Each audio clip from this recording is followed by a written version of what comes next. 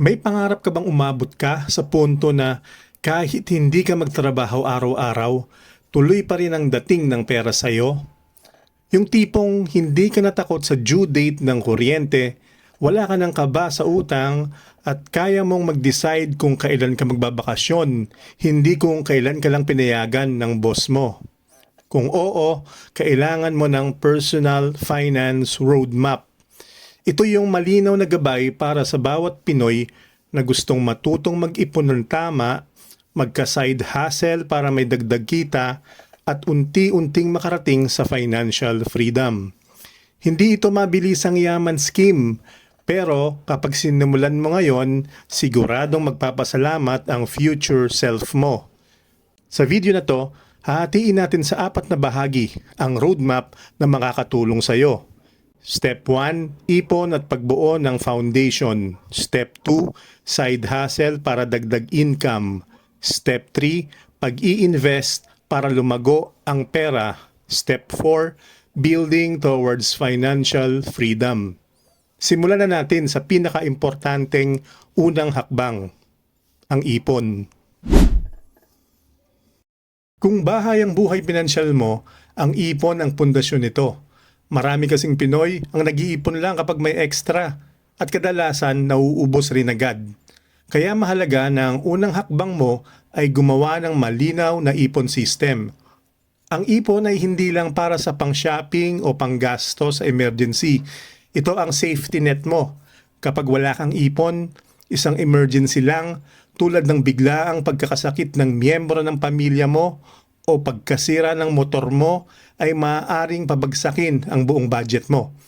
Kaya kailangan mong magtayo ng emergency fund na katumbas ng 3 hanggang 6 na buwan mong gastusin. Kung 20,000 ang monthly expenses mo, targetin mong magkaroon ng 60,000 to 120,000 sa isang hiwalay na account na hindi gagalawin. Pwede kang magsimula kahit 50 pesos kada araw. Dahil ang mahalaga ay consistent ka.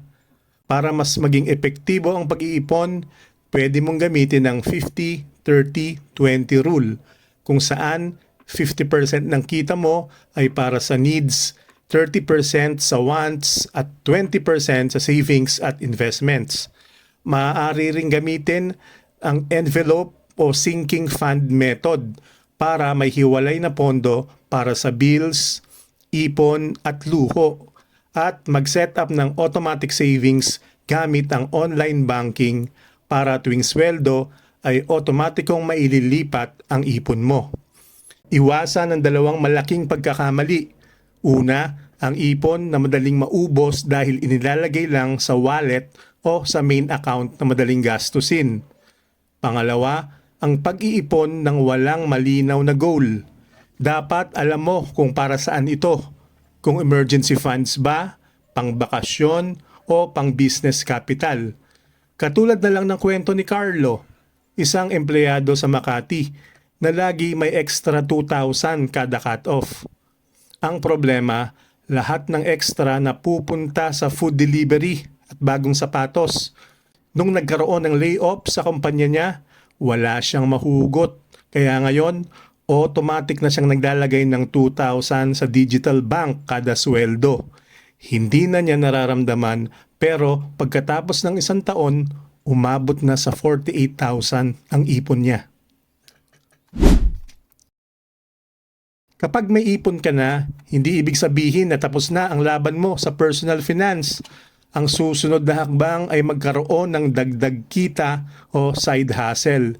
Dahil limitado ang sweldo mo, kahit gaano ka pa katipid, kung 20,000 lang ang pumapasok buwan-buwan, hanggang doon lang ang kaya mong gastusin. Kung gusto mo ng mabilisang pag-angat sa pera, kailangan mo ng extra cash flow. Dito papasok ang kahalagahan ng side hustle. May 2 klase ng income. Una, active income na pumapasok lang kapag nagtatrabaho ka, tulad ng sweldo o freelance. At pangalawa, passive income na kahit tulog ka ay kumikita, gaya ng rental, dividends o affiliate marketing. Ang side hustle ang unang tulay mo mula sa active papunta sa passive income. Para sa mga Pinoy, maraming pwedeng simulan na simple lang pero may potensyal lumaki. Una, freelancing, kung saan pwede kang maging virtual assistant, social media manager, writer, or graphic designer. Pangalawa, online selling o buy and sell sa Shopee, Lazada o FB Marketplace. Pangatlo, affiliate marketing, kung saan kumikita ka sa pagbabahagi ng mga product links ng mga gamit mo. At pang-apat, weekend gigs gaya ng tutoring, photography o delivery rider. Isang magandang halimbawa, si Liza, isang call center agent na ginawa niyang side hustle ang paggawa ng crochet bags. Nagsimula lang siya sa 500 capital at pinost lang sa Facebook. Sa unang buwan, 2,500 lang ang kinita niya. Pero after 6 months, umabot na sa 15,000 buwan-buwan ang side hustle niya. Dating 20,000 lang ang sweldo niya, ngayon parang doble na ang kita niya. Para mapalago ang side hustle mo, i-reinvest mo ang profit at huwag agad gastusin sa luho. Mag-build ng brand para may loyal customers na babalik-balik kahit tumaas ang presyo mo. At targetin ang semi-passive income gamit ang Shopee Ads o automated tools para hindi ka tutok araw-araw. Tuloy-tuloy ang kita. Kapag may ipon ka na at may dumadaloy na extra income mula sa side hustle, dito na papasok ang pinakamahalagang hakbang para sa long-term growth ng pera mo. Investing o pagpapalago ng yaman. Bakit ito mahalaga? Dahil ang pera na nakatambak lang sa bangko ay unti-unting kinakain ng inflation. Halimbawa, kung may 10,000 ka sa ilalim ng kama, after 10 years, mas kaunti na ang mabibili nito kumpara ngayon. Pero kung ininvest mo ang pera, pwede pa itong madoble o matriple depende sa uri ng investment at sa level ng risk na kaya mo. Para sa mga beginner, maraming beginner-friendly investment options na pwede mong simulan. Una, Pag-ibig MP2, isang 5-year savings program na tax-free ang dividends at mababa ang risk. Pangalawa, mutual funds o UITF na bagay sa mga ayaw ng hands-on stock trading dahil may fund manager na gagawa ng trabaho para sa iyo. Pangatlo, stock market o ETF na maganda para sa long-term growth pero hindi dapat sumabak sa short-term trading kung wala ka pang sapat na kaalaman. At pang-apat, real estate para sa long term tulad ng rental properties o pre-selling lots na pwedeng simulan kahit maliit lang muna ang kapital. Para makita ang epekto ng compounding, isipin mo na nag-invest ka ng 5,000 bawat buwan sa 8% annual return. Pagkalipas ng 10 taon, halos 900,000 na ang pera mo kumpara sa 600,000 lang kung sa alkansya mo lang itinabi ito.